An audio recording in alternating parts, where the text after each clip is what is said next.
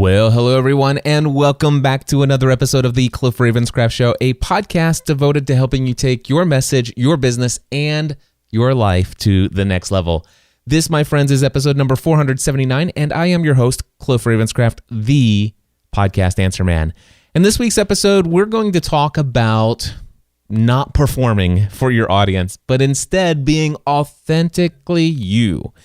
I'm going to open up with a very lengthy, response or reaction to an incredible email that I received from someone who has been a part of this community for almost 5 years, and I had no idea until just this week.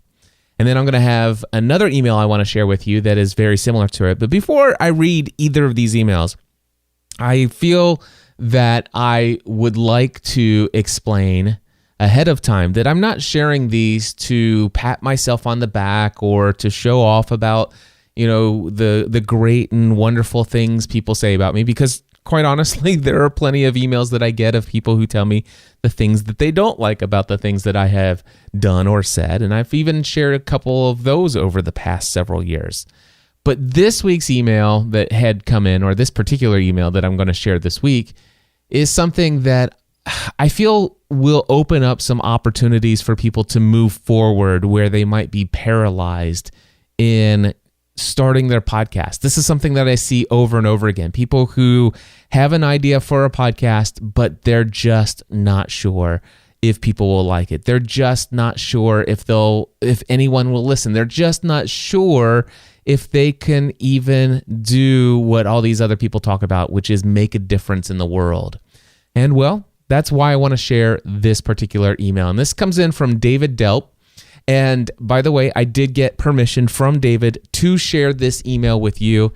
And he's as hopeful as I am that it will encourage others by my sharing it. So here's what David wrote to me via email. He says, "Hey, Cliff, I've heard you say a few times on your podcast that if we've never contacted you, that we should send you an email. Well, today is that day. You've been my friend for a number of years. I started listening to every episode. It was when Michael Hyatt started his podcast and mentioned you in one of his earliest episodes. I knew that I wanted to podcast someday, so I looked you up and have been listening ever since. In 2012, I started purchasing the podcast equipment that you recommend, the whole 9 yards, mixer, gate, limiter, high LPR 40, and I wanted to do your podcasting A to Z course when it would fit within my schedule. I laid down a few practice podcasts, and they were pretty good. I was going to launch in January of 2013. Well, in November of 2012, my wife of 30 years unexpectedly passed away. My world stopped. I was devastated. The WordPress blog that I was working on was under construction, and it just stayed there. But I kept listening to you. Maybe I was trying to keep the dream alive. Maybe I just needed to hear a familiar voice. Maybe I had just been drawn to your struggles for redefinition and reaching for that next level. The last few years, you've been in redefinition mode, and so have I. It's funny how you start listening to a guy to learn how to podcast, and then you start going on a journey with him. In late 2014, I married a woman who had also been widowed. We continue to walk our journey together. I finally dusted off the equipment and set it up again. We are getting ready to launch a co-hosted podcast. It might be the first of the year before it gets uploaded, but it will be about leading, living, and loving beyond the tough stuff. It will be directed toward leaders and will be about finding joy in life. I am a leadership development director for a church denomination. I've realized that in 2012, God began to prepare my heart for a new calling and focus that has now come through much pain. I look back at the podcast I was going to do and the one that we are going to do now together, and I get the purpose of this journey. We have done some practice podcast episodes. I have Libsyn all set up, but we are scared that no one will care, and even more scared whether or not we'll be consistent. But we are going to do it. We have to. Cliff, thanks for being one of my friends through the tough places. I don't even know why I feel that way. I guess it speaks to the power of podcasting and the power of authentically sharing your life. You've helped me. You've made a difference in my life. You don't know me, but you are my friend. Keep going, brother. David Delp. Well, there you go, my friends. Wow. I can tell you right now, these emails, an email like this, the one from David here, reminds me consistently of why it is I do what I do. It's why I get behind the microphone every single week for this show, and why I've gotten behind the microphone for thousands of other podcast episodes that I've done for more than 20 other shows that I've produced. Actually, I've done a total of 30 podcasts over the years. But why do I do what I do? It's because I want to have a powerful and positive impact in people's lives. Now, earlier this year, I made a commitment. I was going to produce a brand new podcast episode every single Friday without fail, guaranteed by 5 a.m. on Friday. In 2016, you would have a brand new episode of this podcast. And there have been many times this year that it was Thursday evening. In fact, it's Thursday evening right now. It's 8:21 p.m. as I'm recording this. Not as late as it has been sometimes when I needed to get behind the microphone and figure out what is it I'm going to share. And I had a very dear friend of mine reach out to me after hearing one of those episodes where I apologized that, I'm not as much as prepared as I normally would be, and I just need to get an episode for you guys, but I hope this is beneficial. I don't remember what I said, but it was something like that. And I got some loving feedback from a dear friend of mine, and she said, Cliff, I don't know that you ought to have said that. You might lead some people to believe that podcasting is a bit of a chore, or that this is not your. I can't remember exactly how she said it, but she suggested that it might not be the best way to promote podcasting as your most passionate thing. And here's the thing, I am passionate about podcasting. This is the most effective way of me to communicate with my audience and connect with them on a deep level. And I think that this email kind of exemplifies what it is about just sharing yourself authentically. And in fact, when it comes down to it and I'm like, I just don't know what I'm going to podcast about this week. Yeah, sometimes that is a chore. And you know what? Sometimes podcasting is not the thing you're most passionate about doing right at this very moment. For whatever reason, you might be in a series of projects that are taking all of your mental energy, and by the end of the day, emotionally, you feel drained because you've put all your effort into that project that you've been working on. And I've been doing a lot of projects lately. And so, yeah, there are some times when it's like, oh, you know what? I need to get that episode out. And it is a bit of a chore. That is the reality of this podcasting journey. And I think that anybody who's listening to my voice who has a podcast knows that. And for those of you who are thinking about creating a podcast, I think that you should know that this is a bit of a chore sometimes, and that it's not always easy to come up with new content. Although I know lots of ways of coming up with content, but there are still times when you're like, it'd be easier just to skip a week. And I've done that in the past, but I'm thankful that I made the commitment earlier this year that for all of 2016, you will not miss an episode. There will be 52 weeks in a year?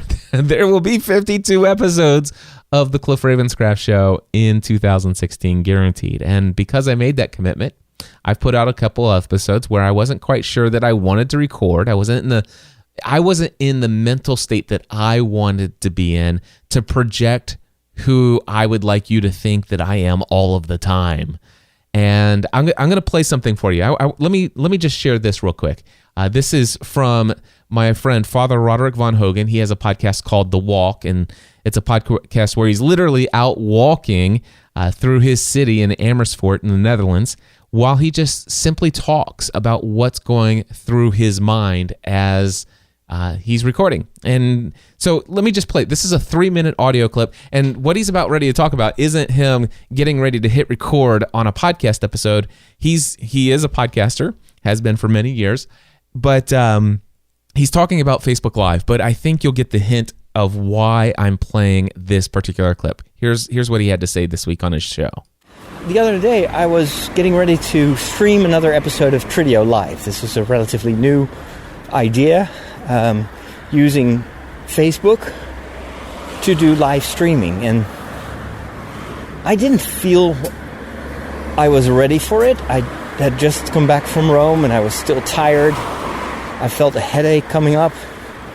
I had already worked for most of the day. And so I felt tempted to call it off and to postpone it to another date. And the reasoning that I noticed, very introspective perhaps, but I was like, so why don't you want to do this? So I answered my own question by saying, well, I'm tired, I've got a headache, I am unable to perform.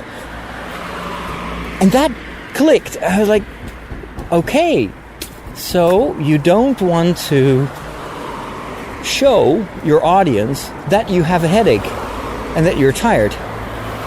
For some reason you feel like you have to be someone else, and you currently are at this very moment. Well, why don't you show that you have a headache and that you are tired? Why do you feel that everything has to be perfect before you press stream, before you press the live button? Why can't people just see you the way you are?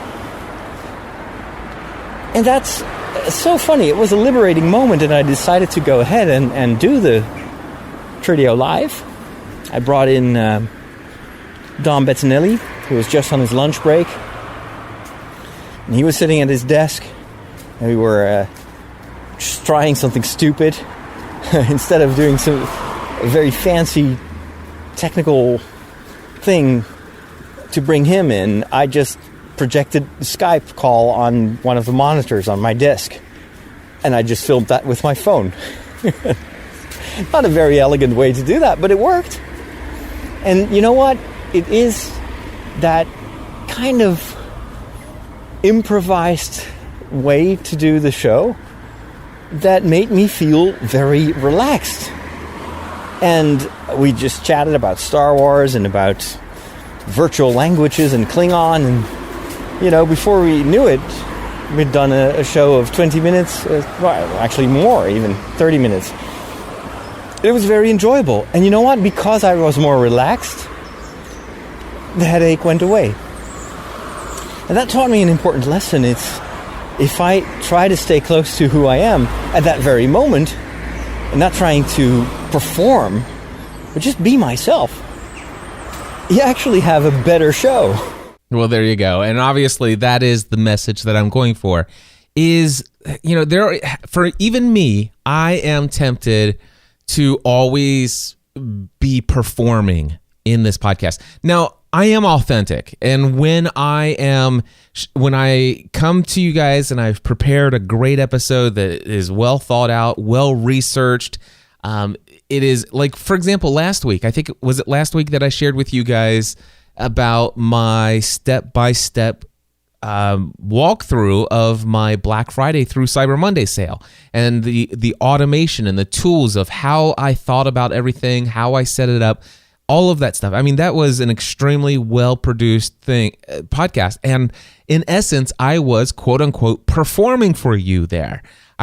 In the pre-show, I was performing by preparing something that I felt like it will impress you. That was something that was going through my mind. I definitely want to impress you with how thorough I am and how well thought out my strategy was, and I wanted you to be impressed by the tools that I used and just the detailed structure of walking you through the process. I was performing, but that's very authentic to who I am. And the thing is, though, I would love for you to feel that authentically I'm that well prepared, and every piece of content that I produce is well thought out, and I'm always willing to spend several hours, and we're talking 3 hours, as much as that much time, or even more in some cases, on the content that I'm bringing to you each and every week. And well, the thing is authentically, there are times when I do that and I'm performing well, but also authentically, there are times when, well, as much as I am into time management and priorities, there are some times when I actually put other priorities way ahead of the weekly production of the show. That's not to say that I give up on the commitment that I've made here. I did make that commitment. I told you guys you would have an episode every single Friday. And sometimes, unfortunately, that meant, well, I'm recording this thing less than 12 hours before it was promised. So, and I am within the 12-hour window of when this episode is promised right now. So that's authentically me. But the thing is there are some times where I'm like, man, what I'm going to give them this week, I just don't feel like this is a life changer. But authentically, what happens is oftentimes what I'll do is I'll get behind the microphone and just tell you how my week's going or what's going on in my life. I'll give you an update on a fitness journey. I'll do something, and I was like, oh my gosh, are people going to tune out? Are they going to stop subscribing because they're really looking for that podcasting advice and all that other stuff? And why am I sharing about my identity crisis and all those other things? Why don't I just get on my game and spend hours and devote to this and be really strategic about everything, every topic that I cover, and have it lead towards a specific outcome? And there's so many other people who do this better than I do, blah, blah, blah. Is anybody going to care about what I'm saying? And you know what? And here's the thing. What I can tell you is that this episode, for a lot of people, I'm going to get emails saying, wow, thank you for episode 479. By the way, episode 478 last week about my, the strategy for Black Friday sale, the outline of how I did that. I got some great feedback from that last week. Thank you guys very much for reaching out to me and telling me that you enjoyed that and what you enjoyed about it. But I can promise you this, just from experience, I know that this episode, which has not been as thoroughly thought out and planned, it's not like I just hit the record button and then I'm ready to go without any outline. I did take the email that David had shared with me and I put it into workflow. I'll talk a little bit about that in a little bit. And then I also outlined some of my thoughts, and I probably spent a good 30 minutes sharing some of my reactions to outlining my reactions to David's email. And I'm going to share those with you in just a moment. But everything that I'm saying right now is just ad lib off the top of my head. And I know from hearing from you guys that it's like, Cliff, thank you just for being you. Thank you for that. It gives me the permission to be real, to be authentic, to be genuine with my audience. And so I know that this episode's going to encourage a lot of you to be less of a on your game, I'm always perfect, I'm performing at optimal levels at all times. And by the way, I think that I struggle by giving advice. I think you should can't live without content every single week. And I do believe that. I still believe that strongly. You should be creating content that your audience says, wow, I'm glad I heard that today. And that puts a little bit of pressure. That's what causes me to sometimes say, but here's what I can tell you. Can't live without content doesn't mean it has to be extremely well-produced, well-prepared, tips, strategies, and as thorough as an episode 478 was last week. It doesn't have to be that every week. Sometimes can't live without content is just you being real and authentic and telling your audience what's going on. I think there's a difference between hitting the record button and just be authentic and sharing and quote unquote phoning it in. And what's the difference? Phoning it in for me, I think, would be where I take and I believe I'm actually playing it off as though I'm creating can't live without well prepared, well thought out and step by step instructional content that's going to be life-changing as far as a topic, and then maybe only creating just a half-hearted outline and just half-heartedly going through it and not really being thorough, not really giving all the details that I could if I would have just spent a little bit more time. But that's quote-unquote phoning it in. If you're not gonna thoroughly cover a topic that's of great value, something where you have more to give than what you're giving, then that in my mind is phoning it in. But just getting behind the microphone and sharing something that is the least connected to your overall topic, your area of focus, and your niche, and telling a story about your experience, something that you're, where you are in your journey, that's not phoning it in. And oftentimes that can be considered can't live without content. And so here we have David, and I outlined, like I said, some of my thoughts and reactions to David's email. So what thoughts does this provoke within me? And so I'm going to share with you the outline that I have, and I created this in my system here called Workflowy. And the first one is that David has been listening to my podcast for years, and I only just learned about David for the very first time this week. I've never heard his name ever before until this week. And so the point that I want to pull out about this is, as a podcaster, many of you who are podcasting, and I get this a lot, I've been podcasting for 3 or 4 months or 6 months, and man, I just can't get any engagement from my audience at all.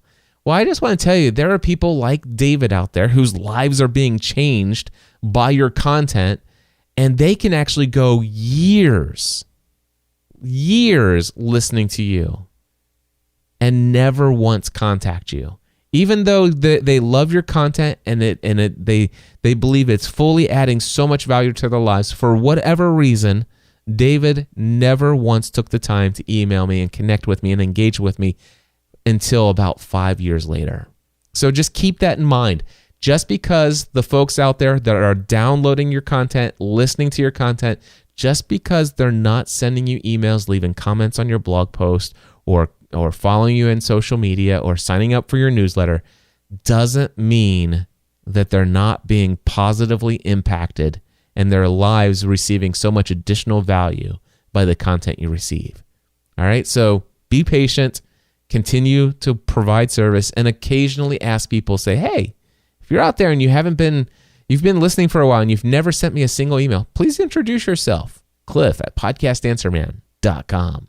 All right, so there you go. That's the first thing that comes to mind there, and this is in the order that I'm actually going in the order of what he wrote. So the next thought that came to mind was, it's interesting to learn how people find you.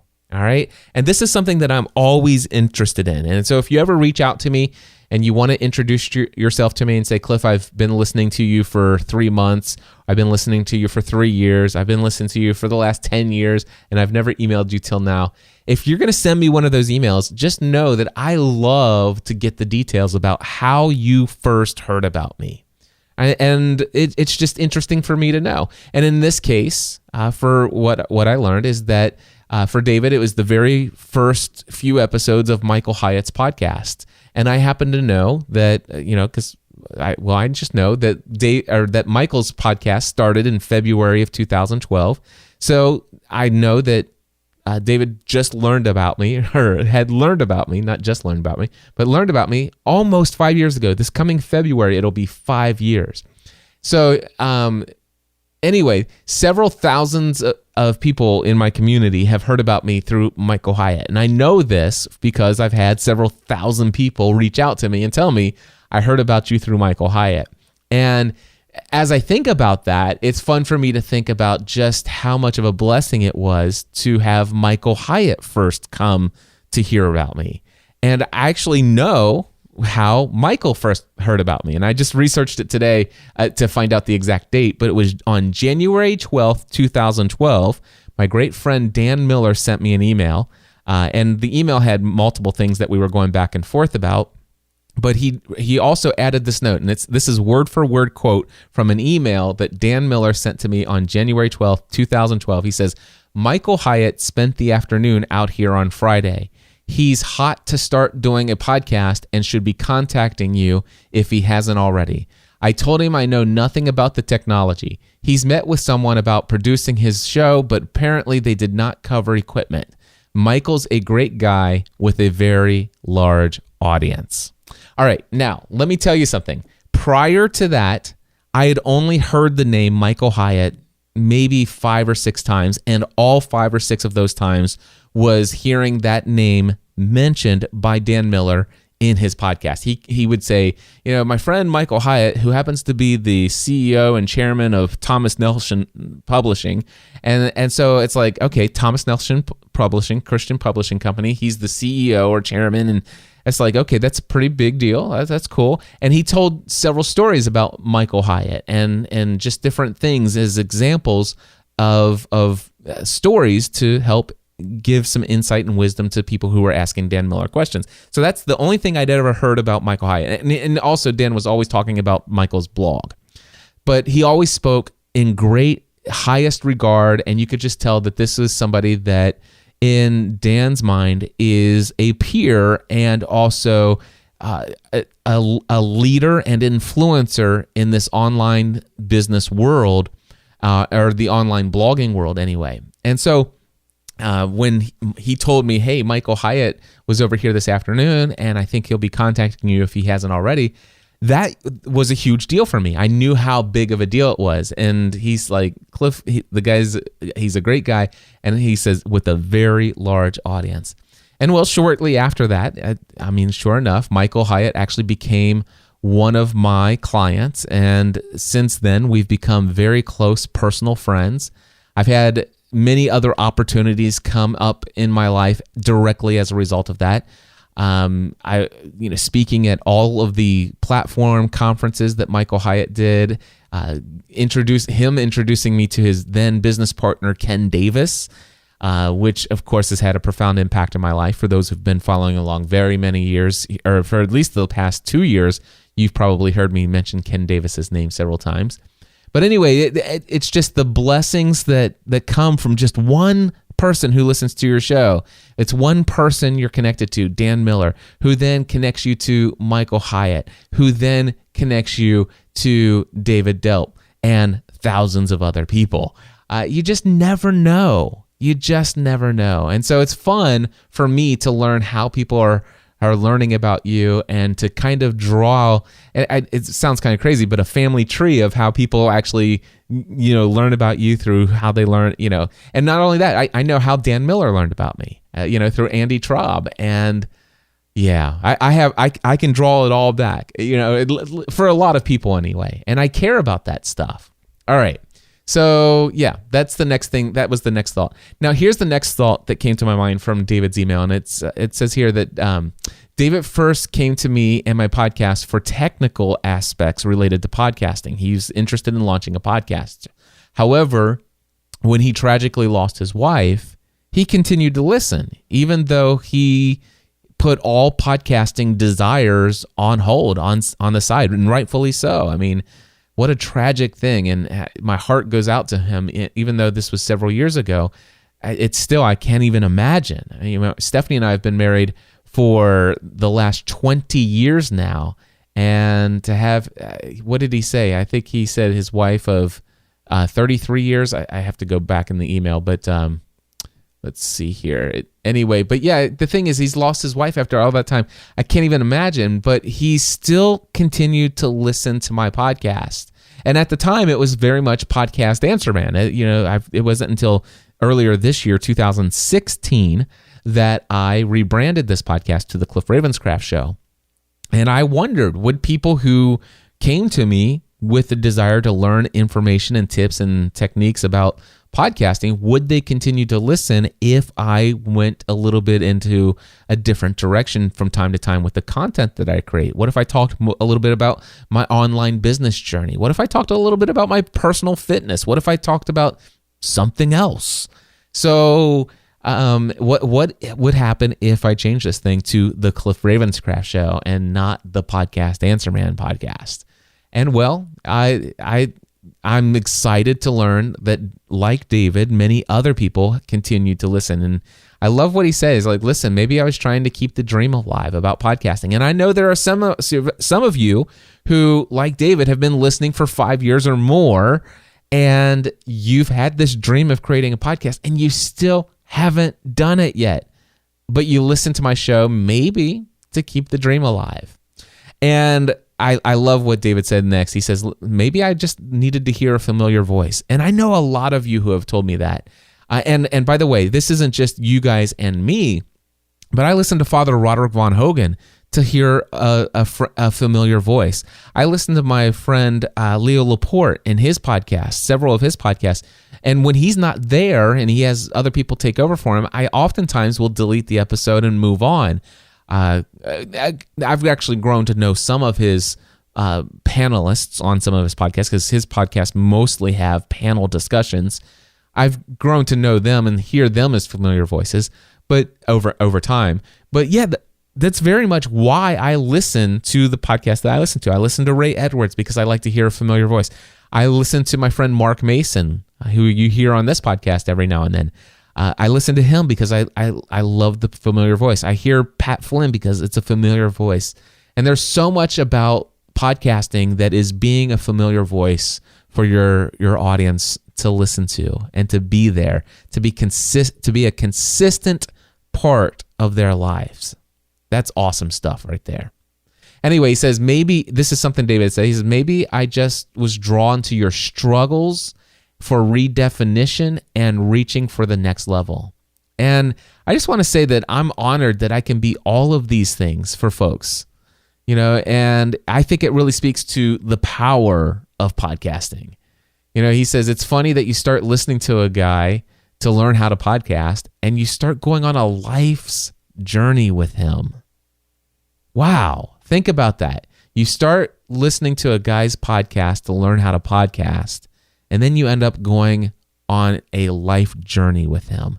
And that's how David feels about his listening to this podcast for nearly 5 years, that he's joined me personally, Cliff Ravenscraft, in my journey of life. Wow. I love that. Anyway, I was thrilled to hear how David maintained his hope after experiencing such a loss. I found this email encouraging to me personally, that he was able to love again, that he met his new wife, and that he and his new wife together, both of them, planning for the launch of a brand new podcast that will, in no doubt, encourage and inspire others who have gone through a similar difficult circumstances in their lives. And so, wow, it's a couple years down the road that he's launching this thing, but it's finally going to take place. And so David's email is a reminder for me that it's a journey. It takes a journey for people oftentimes to find the right podcast for them. You might be going into this thinking, oh, this is exactly what I'm going to podcast about. I'm excited about it. And for whatever reason, I've noticed in a lot of ways, in a lot of different people's stories, their first podcast isn't really the one that they're quote, if I can say, meant to do. I don't know if that's a little too strong of the language, but because I'm very cautious about how I communicate those things, it's not like I'm thinking that everybody has to be called to a specific message, but maybe they do. I don't know. Anyway, but I think it takes some people a journey to get to that place. And oftentimes you just need to start. And at least in David's case, he did start. He bought the equipment. He laid down a couple test recordings, and he thought that they were good. And he had an idea of what that podcast was going to be. And then that tragedy happened in his life. And now, a couple years later, he's not lost what he learned when he first started. And he's ready to pick up where he left off, but he now understands, after going through this journey, that, you know what, his purpose for podcasting, it's different than when he started. And he gets it. I love that. Anyway, and then of course, David's email also speaks to getting beyond your fears and moving forward with your podcast. He says, we are scared that no one will care. We're even more scared that whether or not we'll be consistent, but we're going to do it. We have to. And I love that mindset. Yeah, it is scary. And you know what? There's a possibility at first nobody will care, but somebody will. I promise you. Keep doing it. And he says, I'm scared that we'll be consistent. I got to tell you, you have to be consistent. Continue to move forward. I mean, now there is a case where you go and you put it out and you do it for, let's just say you do 10, 15, 20 episodes. And he's like, okay, I'm just not feeling it. Okay, well then try something different. maybe do a different podcast on a different topic. Leave that one alone and just move in a different direction and see if that does it. But here's the thing. You have to be consistent before people will care. And it's consistency that allows you to be the familiar voice for people to depend on. And I love that. So I love the fact that even though he's scared, that whether or not people will care that he's even producing this. And you know what? At first, you may have some really low numbers. It's 20 people downloading per episode. That's 20 people. What if those 20 people are Dan Miller and Michael Hyatt and David Delp? If I had those 3 people downloading this show every week, I'd be super excited about that. And so eventually, over time, be consistent. People will care, because there are oftentimes, my friend Ray Edwards said this recently in a Facebook Live video that he did. He's like, listen, your voice may be the only voice that some people respond to. And so don't worry about whether or not other people have content that is in the same industry, teaching the same things. It may be the way that you teach it that reaches them and that they really care about. All right. And then, of course, David's closing remarks remind me again why I've produced all the podcast episodes that I have produced over the years. He says, Cliff, thank you for being one of my friends through tough places. I don't even know why I feel that way. I guess it speaks to the power of podcasting and the power of authentically sharing your life. You have helped me. You have made a difference in my life. You don't know me, but you are my friend. David, thank you so much for your email. Thank you again also for allowing me to share your email with my audience.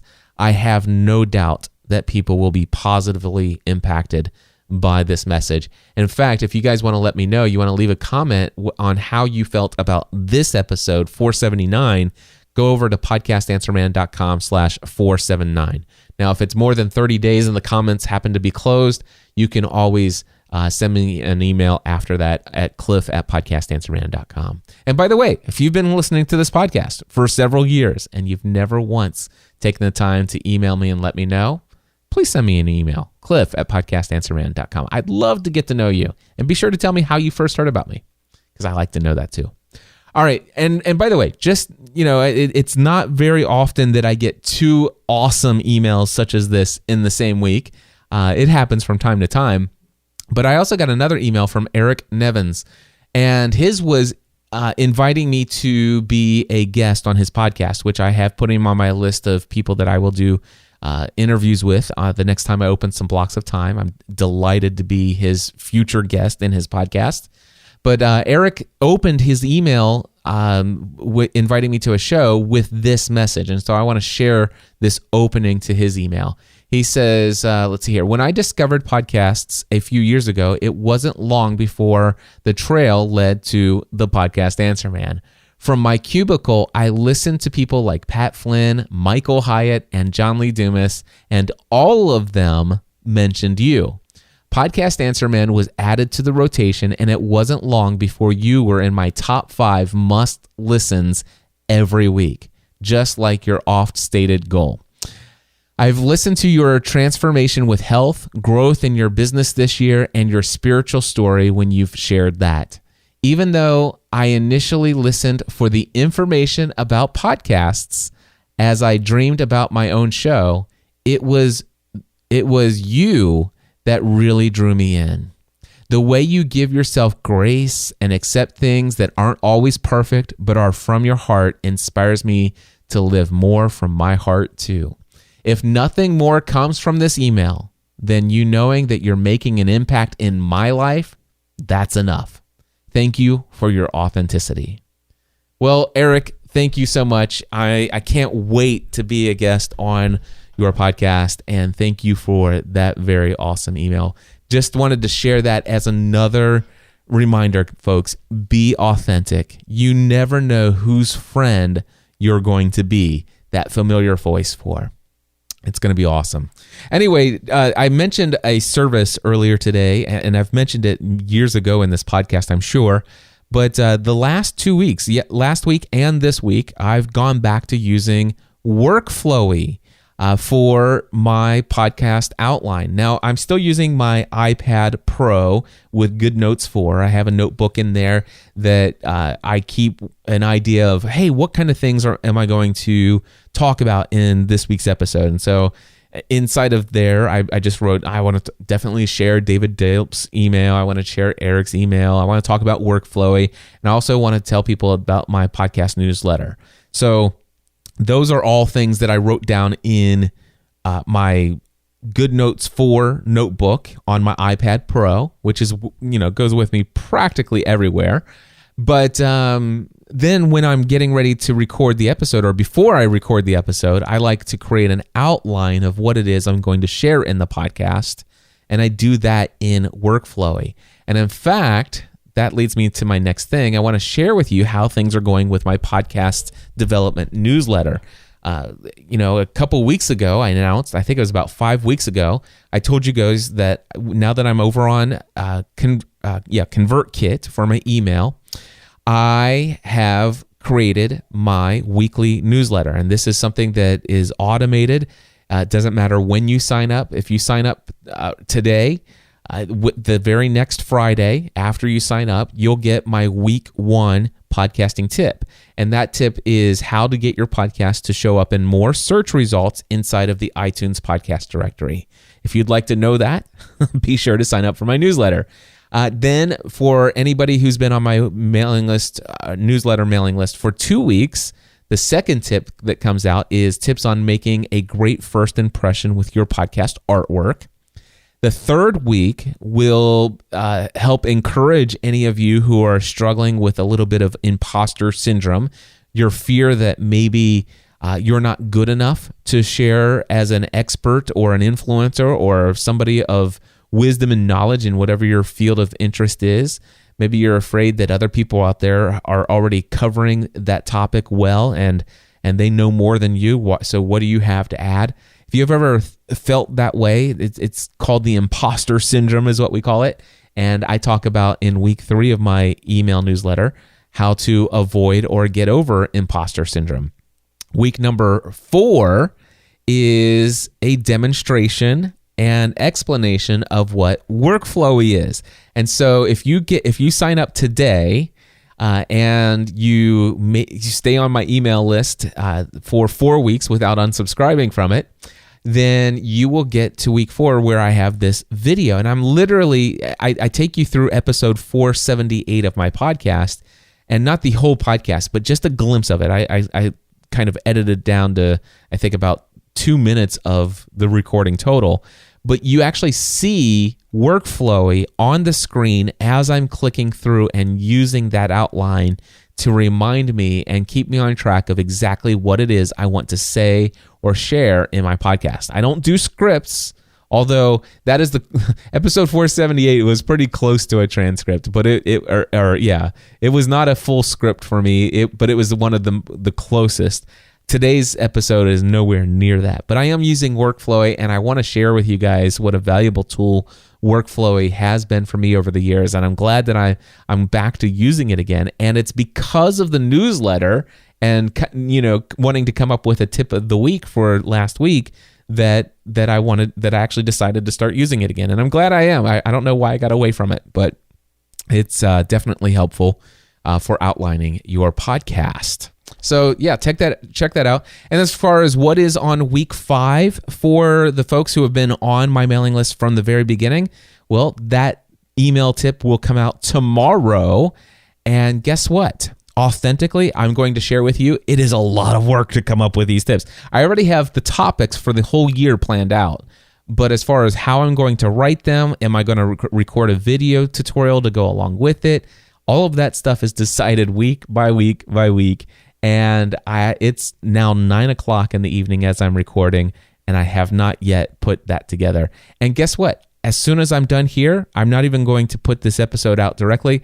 I'm heading to the gym with my wife. My wife and I decided, I decided to sleep in earlier today when my wife decided that she did not want to do our cardio workout as planned in the morning. She said, "Can we do that tonight?" I'm like, "Sure, we can do that tonight." So I'm going to finish recording here in just a second. And then I'm going to the gym to work out for probably at least an hour and do some cardio. And by the time I'm finished at the gym, if I'm tired when I go in, I'm going to be wide awake when I get back.